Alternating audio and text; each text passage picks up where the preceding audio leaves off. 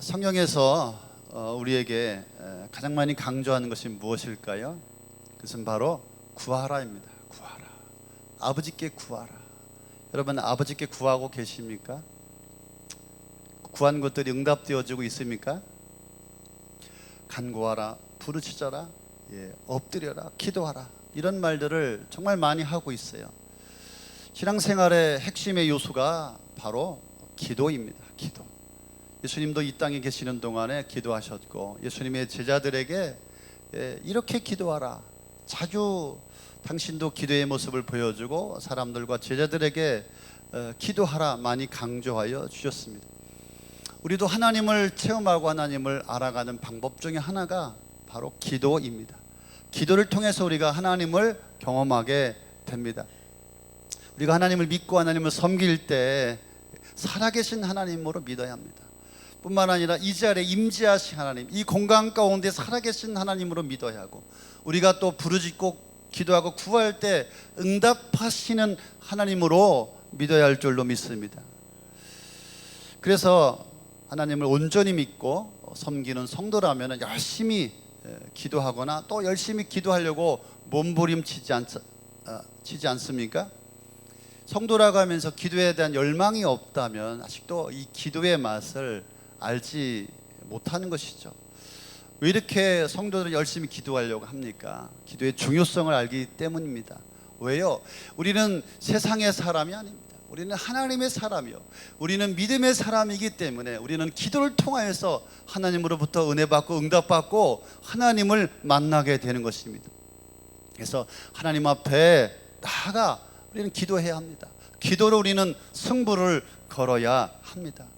기도하지 않으면서 신앙생활을 한다거나 기도하지 않으면서 직분자나 하나님의 일을 감당한다, 이것은 어려운 이야기죠. 잘 안 될 겁니다. 아마 할 수가 없을 거예요. 신앙생활이 잘 될까요? 주님의 일이 잘 될까요? 주님의 일은 우리의 경험과 지식과 머리와 세상의 정보와 세상의 것들로 가지고 감당할 수가 없는 것입니다. 왜요? 영적인 일이기 때문에 그렇습니다. 기도하지 않으면 신앙생활도 감당할 수 없고 주의 일도 감당할 수가 없다라고 하는 것이죠. 그런데 기도의 결과인 응답을 과연 우리가 맛을 보느냐? 응답받기가 쉽지 않다, 이 얘기를 여러분에게 드리고 싶은 것입니다. 열심히 부족해서일까? 믿음이 정성이 부족해서 그럴까?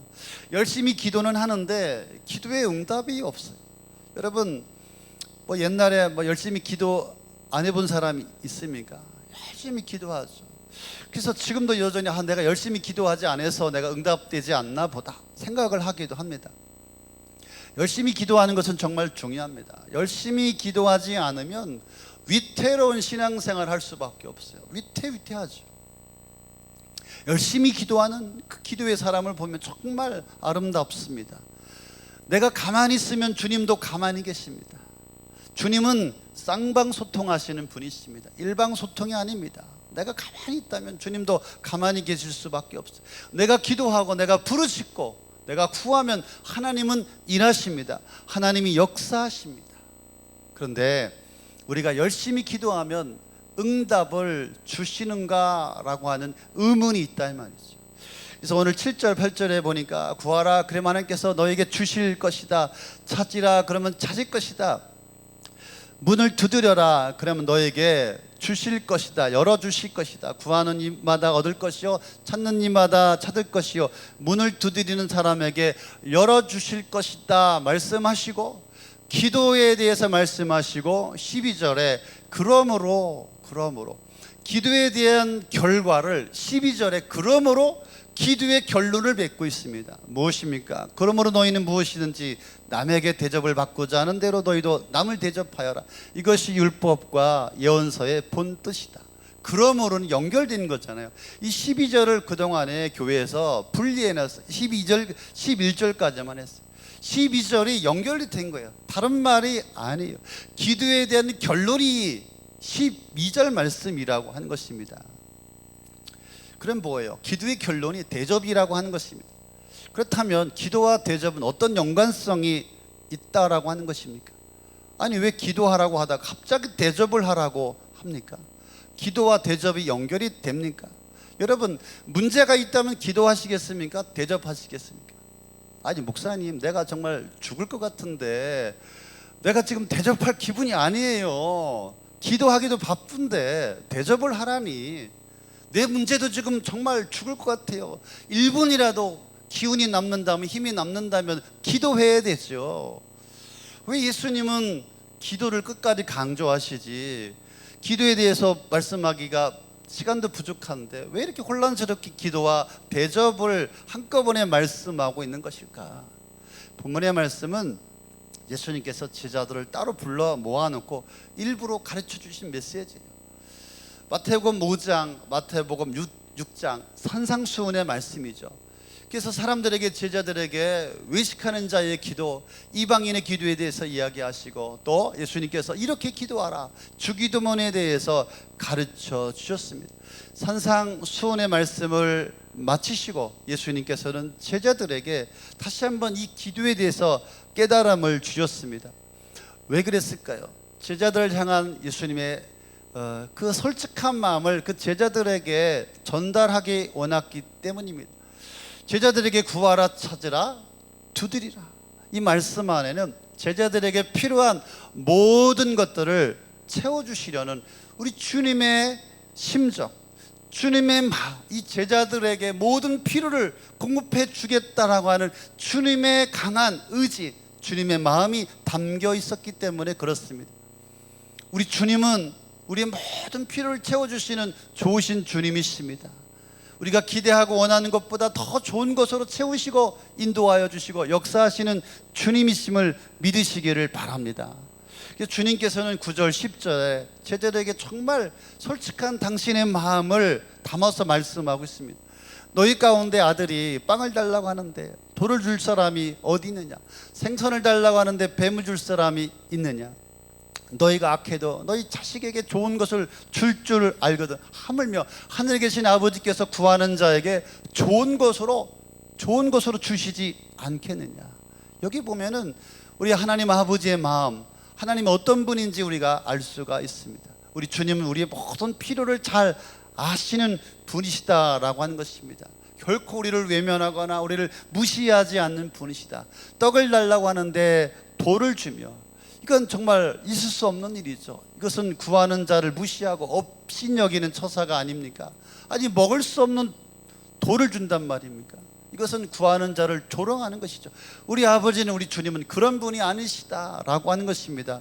다음으로 보니까 주님은 우리 성도들의 필요를 잘 알기 때문에 우리를 고통스럽게 하거나 괴롭게 하지 않는 분이십니다. 생선을 달라고 하는데 뱀을 줍니다. 아니, 생선을 달라고 하는데 뱀을 줍니까? 살아있는 뱀을 주면 어떻게 됩니까? 그 뱀 때문에 위험을 또 당할 수도 있지 않습니까? 아니면 뭐 생명을 빼앗길 수도 있고. 아니, 빵을 달라고 하는데 돌을 주는 건 어느 정도 이해하겠는데 생선을 달라고 하는데 뱀을 준다?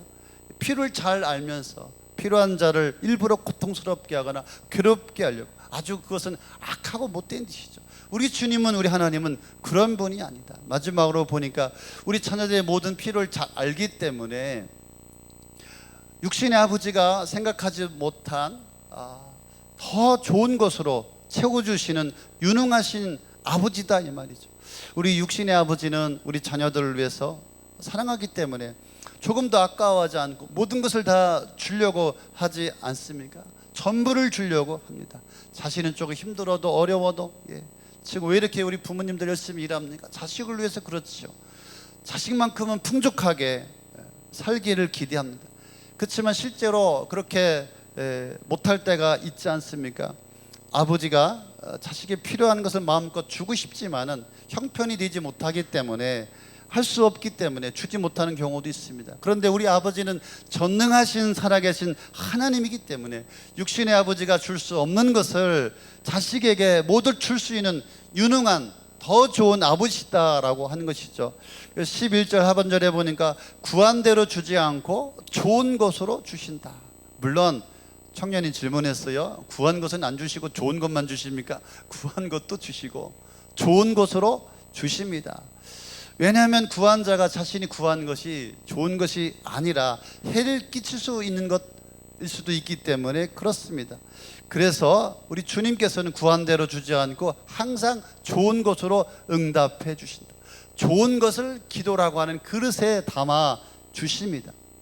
만약에 구하는 자가 돌을 구하고 뱀을 구할지라도 우리 주님은 더 좋은 것으로 대체하여 주시는 줄로 믿으시길 바랍니다.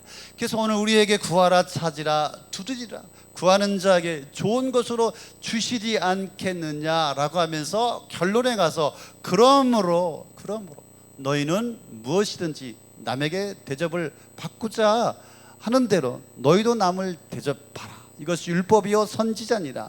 이것이 예언서의 본뜻이다. 무슨 말이에요? 율법이요 예언서의 본뜻이다. 하나님의 뜻이요 하나님의 말씀이다, 이 말이죠. 자, 그러면 기도와 대접은 응답받는 데 있어서 필연적인 관계라고 하는 것입니다. 하나님께서는 우리가 기도를 드릴 때 우리 기도 응답은 대접을 통하여서 응답하신다라고 하는 것입니다. 하나님께서는 우리에게 응답을 주시는데 이 응답은 사람을 통해서 주신다, 관계를 통해서 주신다라고 하는 것입니다. 그래서 사람과의 관계가 잘못되어 있으면 우리는 응답을 받을 수도 없고 더디 받을 수도 있다라고 하는 말씀입니다. 물론 기도의 대상은 전능하신 하나님 아버지입니다. 하나님은 우리의 모든 문제를 들으시고 응답하시는 분이십니다. 하나님은 가장 적절한 때에 기도에 응답하여 주십니다. 예수님도 하늘에 계신 성부 아버지 앞에 기도하셨습니다. 그런데 기도 응답은 사람을 통해서, 사람의 관계를 통해서 주신다. 그래서 우리는 세 가지를 기도에 대해서 기억해야 합니다. 구하라, 우리의 문제를 해결할 수 있는 자를 찾아서 하나님의 뜻을 나타내도록 구해야 합니다. 찾아야 합니다. 하나님은 하나님의 뜻을 이루어줄 수 있는 자를 준비하고 계십니다. 그래서 내 주변에 나와 관계된 자를 우리가 찾아야만 합니다. 문을 두드려야 합니다. 쉽게 포기하지 않고 지속적으로 응답이 될 때까지 두드려야 합니다. 하나님은 시간표를 가지고 기대하고 기다리고 계십니다. 그래서 계속 두드려야 합니다. 그래서 계속 두드릴 때, 집중적으로 두드릴 때 그 사람이 아니면 또 바꿔야 되겠죠. 예를 들자면 이런 겁니다. 우리 집사람이 디스크가 안 좋습니다. 그래서 병원을 다녔습니다. 한의원도 다니고 이 병원도 다니고 저 병원도 다니고 낫지가 않는, 계속 기도했죠. 그런데 하나님께서 좋은 의사를 만나게 해주셔서 주사 한 번 맞았더니 또 많이 호전이 되었습니다. 그런 경우입니다. 그래서 우리는 구하고 찾고 두드려야 합니다. 그런데 평소에 응답받는 삶을 살기 위해서는 평소에 남을 대접해야 합니다. 좋은 관계를 유지하는 것이 중요합니다. 그래서 또 다른 교회, 애프터를 만드는 것이죠. 대접을 통해서, 섬김을 통해서 서로 소통하고 친밀한 관계 속에서 하나님은 그 관계 속에서 응답의 그런 통로로 역사하신다라고 하는 것입니다. 사랑하는 성도 여러분, 기도에 대한 오해가 많이 있습니다. 기도는 시간이다 말합니다. 더 기도해야지. 1시간 기도가 응답이 안 됐으니까 2시간, 분량에 너무 집착합니다. 좋습니다, 2시간 기도하는 것도. 그런데 오해입니다. 기도는 장소이다. 내가 꼭 그곳에 가서만, 그곳에서 기도해야만 응답이 된다라고 하는 생각을 하기도 합니다. 기도는 내용이다. 미사역을 많이 놓고 또 풍성하게 이렇게, 그것이 조금 미심쩍어서 응답이 안 됐다라고 하는 그런 오해도 가질 수가 있습니다. 또 하나는 뭡니까? 열심입니다. 내가 열심히 기도 못해서 더 열심히 해야 되는데, 열심히 해야 응답이 되는데, 그래서 지금도 응답이 안 되었기 때문에 더 열심히, 더 부지런히, 더 힘을 쏟아서 기도하려고 하는 분들이 있다, 이 말이죠. 주님께서 우리에게 가르쳐 주신 기도는 삶입니다. 기도는 삶입니다. 삶은 관계입니다. 관계는 연속입니다. 열심히 기도하느냐고, 정말 뜨겁게 기도하느냐고, 정작 주변의 사람들은 돌아보지도 못했는지 모르겠습니다. 나와 함께 있는 자들을 살펴보지도 못하고, 그들과 함께 할 거라면, 내가 그들 도와줄 거라면 내가 더 기도하지, 내가 더 엎드리지, 그렇게 생각할지도 모르겠습니다. 우리 주님으로부터 응답을 조속히 받기를 원한다면 자신과 관계를 맺고 살아가는 모든 성도들, 가족들, 또 친구들, 내 주변의 사람들과 어떤 관계인지 이것을 우리가 살펴보아야만 되겠습니다. 그 이유가 뭡니까? 나와 관계를 맺고 살아가는 자를 통하여서 하나님은 응답하시고 그들을 통하여서 하나님의 응답의 통로로 사용하시기 때문에 그렇습니다. 그래서 우리가 주님께 간구하는 자, 주변의 통로를 통하여서 응답해 주십니다. 그래서 나와 관계를 맺고 가는 자를 통하여서 하나님께서는 역사하심을 꼭 반드시 기억할 수 있기를 바랍니다. 그래서 나와 막혀있는 관계를 회복해야 합니다. 어떤 선배님 교회 이야기입니다. 제가 실명을 들면은 실례일 것 같아가지고서 제가 선배님 교회의 어떤 부부 집사님에 대해서 제가 이야기를 듣게 되었습니다. 이 부부 집사님은 아주 평소에 성도들과 관계가 아주 좋다고 합니다. 목사님과도 아주 관계가 좋고, 그런데 이 부부 집사님의 사업장에 문제가 생겼습니다. 그래서 경매가 들어오고 차압이 들어오고 부도가 나게 되었습니다. 뭐 자기 힘으로 어떻게 할 수 없을 때도 또 혹시 있지 않습니까? 그래서 머물 곳도 없게 되고 길거리에 나앉게 되었습니다. 온 가족이 길거리에 나앉게 되었습니다. 그래서 이런 상황 속에서 이 부부 집사님은 새벽마다 가서 눈물로 기도하고 엎드려 하나님 앞에 간구하기 시작했습니다. 근데 정말 놀라운 일이 벌어지게 되었습니다. 어떻게 이분의 사정을 알게 되었는지 이 가정을 위해서 자발적으로 금식하는 성도가 생겨나게 되었고, 이분의 집사님의 그 자녀들 학원비를 못 내니까 누군가가 학원에 가서 학원비를 냈다고 하는 거죠. 또 누군가가 또 이분의 소송과 은행 일들을 또 알아보고 돌아다니고 도와주는 그런 교우도 생겨나게 되었고, 또 심지어는 이 부부가 머물 수 있는 집까지 임시 거처도 마련해 주었다고 합니다. 목장 식구들은 돌아가면서 반차를 만들어서 또 불편할까봐 교역자를 통하여서 전달해 주기도 하였다고 합니다. 이렇게 여러 교우들의 사랑에 힘입어서 이 부부 집사님은 어느 정도 다시 일어날 수 있었다고 합니다. 결과적으로 이 부부 집사님이 열심히 간절히 기도했고, 주님께서는 이 집사님의 주변 사람들을 통하여서 응답하시고 또 채우시고 또 은혜를 주셨던 것입니다.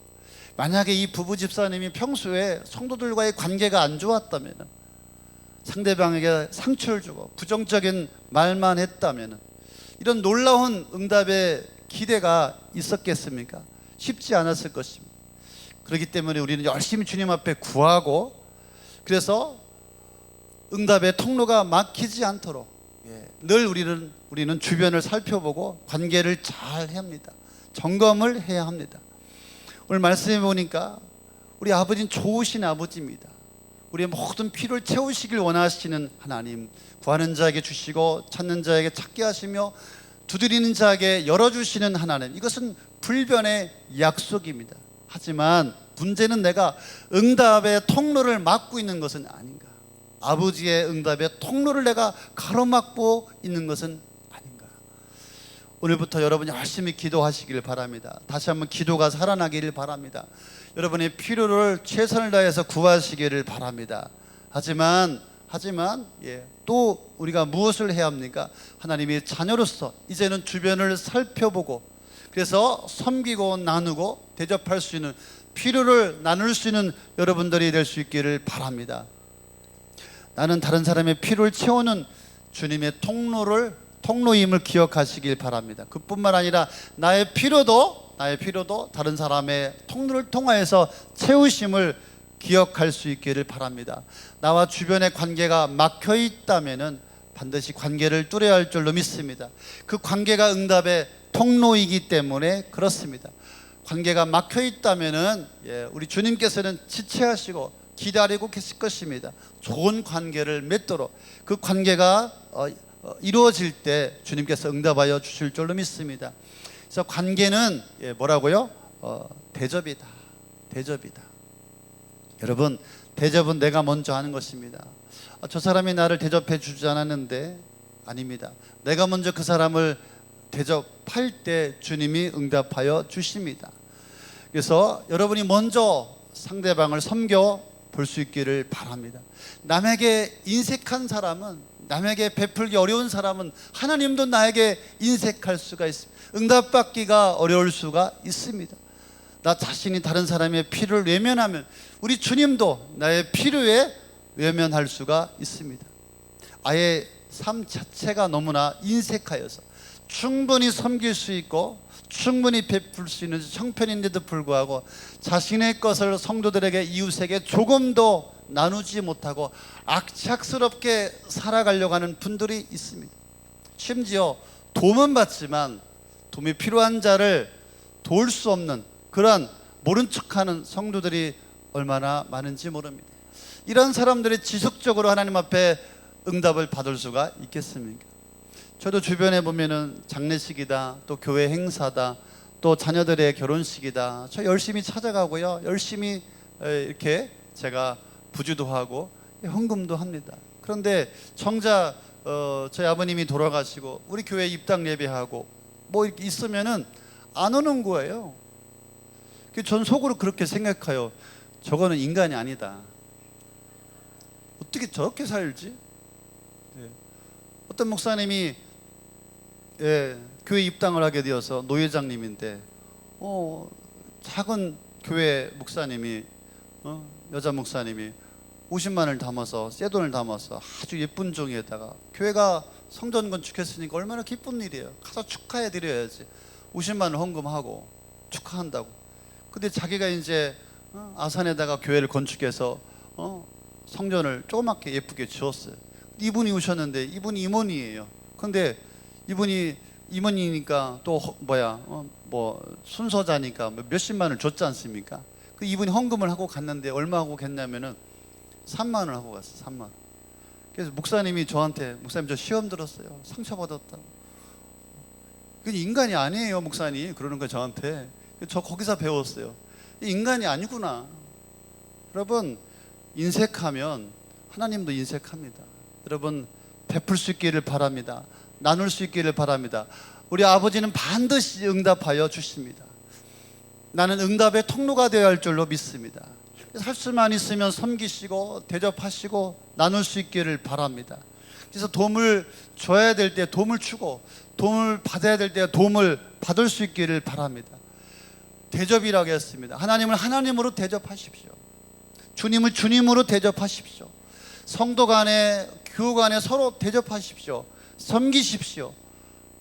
목사님 저 사람이 먼저 섬겨야지. 아니, 먼저 섬기십시오. 목자가 목원들을 섬기십시오. 기꺼이 희생하십시오. 기꺼이 목자가 대접하십시오. 그래요? 목자가 섬기는 거예요? 전 받기만 하면 되겠네요. 아닙니다. 목원도 섬기십시오. 목자도 섬기고 같은 목원끼리 섬기십시오. 섬기는 자가 되십시오. 그럴 때 하나님께서 그 목장에 기적을 주십니다. 응답을 주십니다. 하나님을 경험하게 하십니다. 삶이 변하고 인생이 바뀝니다. 할렐루야. 그래서 목장을 하는 겁니다. 오늘의 결론입니다. 할 수만 있으면 열심히 부지런히 기도합시다. 뿐만 아니라 먼저 대접합시다. 대접함으로 하나님의 응답의 통로가 됩시다. 기도는 삶입니다. 할렐루야. 관계를 통해서 응답받습니다. 기도는 무릎으로 합니다. 그러나 응답은 섬김으로 온다는 사실을 기억하십시오. 응답은 섬김으로, 응답은 대접으로 온다는 것을 기억하시기를 바랍니다. 할렐루야. 오늘 들은 말씀 가지고 함께 찬양하고, 여러분에게 하나님께서 주신 말씀이 있다면 붙들고 함께 기도하고 돌아갔으면 좋겠습니다. 우리